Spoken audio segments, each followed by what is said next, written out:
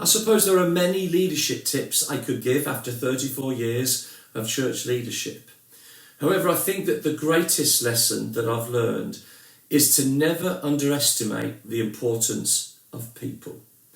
There's so much in today's church leadership world that is seeking to help and resource leaders so that they can develop and hone their skills. But in my experience, the most important part of leadership is genuinely how well you lead people. The highly successful entrepreneur and British business leader Richard Branson was quoted to have said once, "Having a personality of caring about people is important. You can't be a good leader unless you generally like people. This is how you bring out the best in them." And the picture that Jesus paints to us of leadership throughout his ministry is a shepherd who is willingly laying down his life for the sheep. He teaches this in John chapter 10, and we see it modelled throughout his ministry. When I read about the leadership of the Apostle Paul in the New Testament, I see someone who faces many different struggles as he seeks to lead the expanding early church in the advance of the gospel. And on many occasions he experiences the pains and trials caused by those he was trying to lead. Nevertheless, we also discover how much he feels for them, how much he wanted to see Christ formed in them. And this is something of the challenge and dilemma for the Christian leader.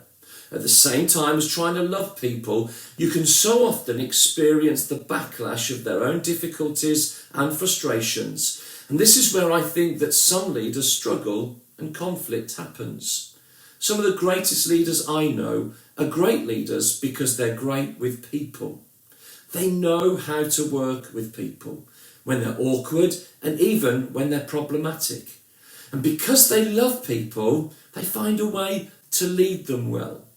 And this is the challenge that leaders are called to today. To love, support, encourage, equip and resource those who've been entrusted to our care. I suppose if I were to ask you what is the greatest resource that you have at your disposal, you might be tempted to think about the buildings or the finances or the equipment that enable you to do so much for the advance of the kingdom of God. But my suggestion would be that the people you lead are your greatest resource.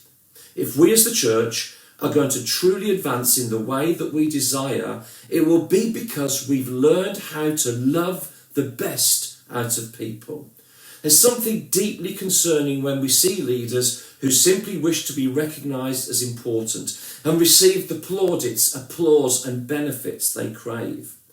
Because the true legacy of any leader are those people whose lives have been changed as a result of what we bring to them.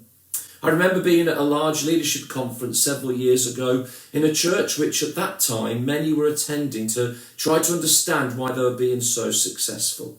I enjoyed much of the conference, but was perturbed when the leader of that church, in explaining the values of the church, said that they were not people-driven. Now, I think I understand what he meant, that the church's goals and vision could not be ultimately determined by the varying opinions and views of the people within the church. However, the message that came across is that people didn't matter. I believe that people matter more than programs. People matter more than anything because they matter to God more than anything. Many years ago, I heard someone say that people won't care how much you know until they know how much you care. So my leadership tip is this: make people your priority. And here are a few questions to get you thinking about what that looks like. Firstly, who can you think of who has made such a difference in your life simply by showing you that you mattered to God and you mattered to them? Also, who can you think of that would say that you made a difference in their walk with God? And who can you think of that it would mean so much to you if they were to realise their potential as a follower of Jesus? Now, go and make a difference in someone's life today.